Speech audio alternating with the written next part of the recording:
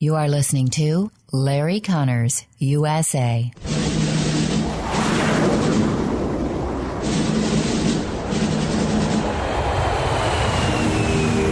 You want answers? I think I'm entitled. You want answers? I want the truth! You can't handle the truth. This is Larry Conners USA. Larry Conners USA.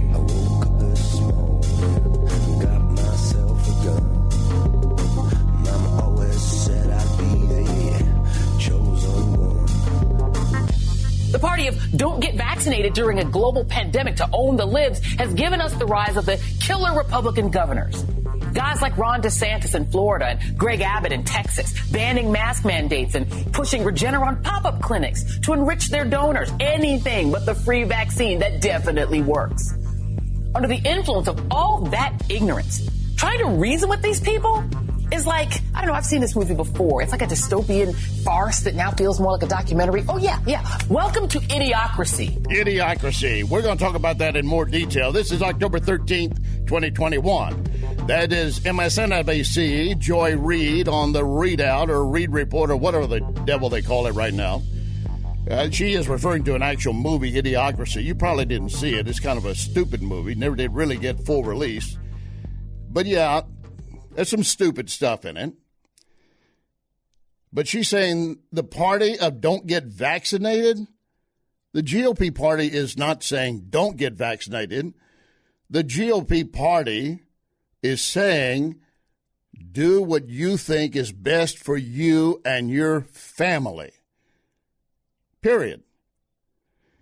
What Governor Abbott has done and Governor DeSantis are saying that this, quote, mandate by Joe Biden that we're going to make everyone get vaccinated, and any company that has 100 or more employees, if you do not get your employees vaccinated, you could be fined thousands of dollars. Well, in Texas, the governor issued an executive order of his own saying no company can enforce such a mandate in this state. And he's going to get it written into state law. That's the next step. And if you remember the first anti-vaxxers, the ones who were first saying when COVID hit our shores, oh, I'm not going to get vaccinated, it was the Democrats. They were all saying, no, if Trump has anything to do with creating a vaccine, I will not get vaccinated. Well, Trump did have a warp speed program that got vaccines out, and Joe Biden and VP Harris got theirs in December. No, it's not anti-vaxxing, it's anti-control. We're going to spend a lot of time on that. And then, of course, we have the Texas abortion law. Challenged the heartbeat law at 6 weeks plus financial punishment for anyone participating.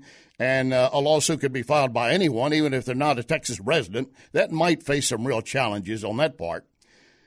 Abortion should be a serious concern, and it should be traumatic for the woman if she's really thinking about what she's doing and regrets what she's going through, for whatever reason. Those two subjects today are going to occupy a lot of our time. This might look like a Texas Lone Star broadcast before it's over, but it's not, because each of those subjects has far-reaching tentacles going well beyond the border of Texas. You know that, and I know that. Because we are having the abortion battle escalate, and various states saying we want to go back to making a determination in our state, not by federal law. You got now President Biden, who was, while a Senator Biden, was all in favor of the Hyde Amendment, making sure no federal dollars went for abortion, direct abortion, but now says, well, maybe we should. He is bending so much to the progressives. And yet some of this backlash is coming up so fast and hitting him in the face and the rest of them. For instance, the crime in New York City getting so bad now that many are saying enough. And the same in other cities, Democrat-controlled cities that defunded police. Now they're talking about refunding police. Zach Smith with the Heritage Foundation, a former assistant U.S. Attorney General, would join us on that subject. And also William Shatner. Oh, I got to mention it at least. Everybody's so many excited. William Shatner, of course, who was Captain James T. Kirk on Star Trek. Went off on one of the Blue Origin blast off today into space and back safely, and says it was unlike anything they described, unlike anything I've ever seen. In other words, Star Trek was not as real as he made it out to be. Well, we knew that. And Shatner, by the way, is 90 years old. Did you know that? 90 years old. Let me see. My quick ciphering, he's about 40, 50 years ahead of me.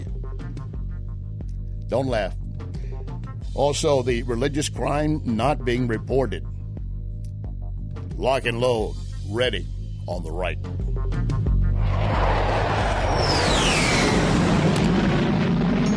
You can email Larry at LarryConnersUSA@gmail.com. LarryConnersUSA@gmail.com.